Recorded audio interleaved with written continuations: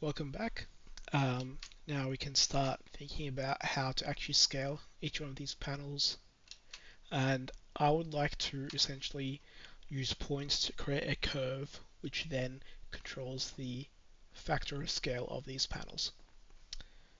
So to do that, we can start by going in top view in Rhino, and I'm just going to set multiple points.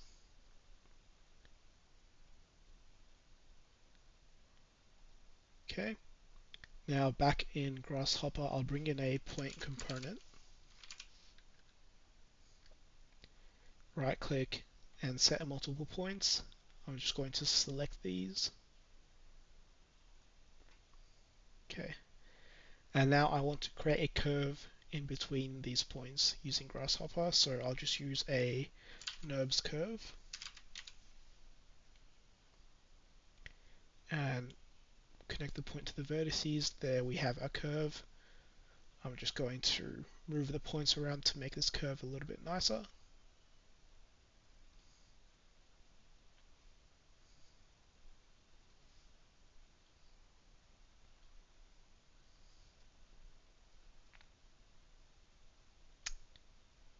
Okay, I think that works for now.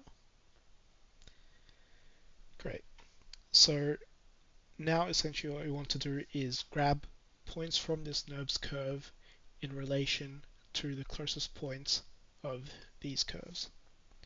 So to do that, we can grab a component called curve closest point. So just that one. And so the curve we're referencing in is this one. And the points we are referencing are these center points. So we can grab those same center points and reference that in. And now we can see those points along this curve. So now we have to think about how we actually want these points to affect this factor component.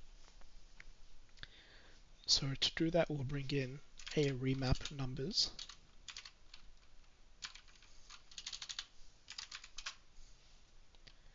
Remap numbers. Okay, so it's asking for a value, source, and target inputs. For the value, what we can do is essentially use this distance, but I'd like a little bit more control over it. So I want the distance from these points out by, let's say, 9 meters. So to do that, I'll grab a minimum and I'll plug the distance into A and in B 9 meters or 9,000 millimeters. Then plug that into value. And then for the source, it's asking for a source domain. I'm happy to essentially just use this domain, so the lowest and highest point of this result as the domain. So I'll just bring in a bounds, plug that in, and that becomes our source domain. And now for the target, I'll construct a domain by default set from 0 to 1, but I would like to change that. So construct domain,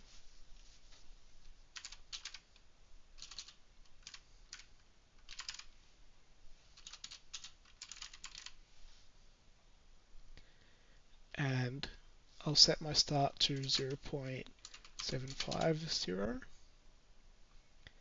and end at 0.2, and then plug that into the target, and now this should be ready to be plugged into our factor. So we can see nothing's really changed. That's just because the points we drew in Rhino aren't on the same plane, so we can just select those, type in set PT, ensure just the Z is selected, and then click. Now we go back to top view and we can see how this curve has influenced the size or the scale of these panels. Okay, great. Now we can, in the next tutorial, we can look at how to actually start building these into surfaces.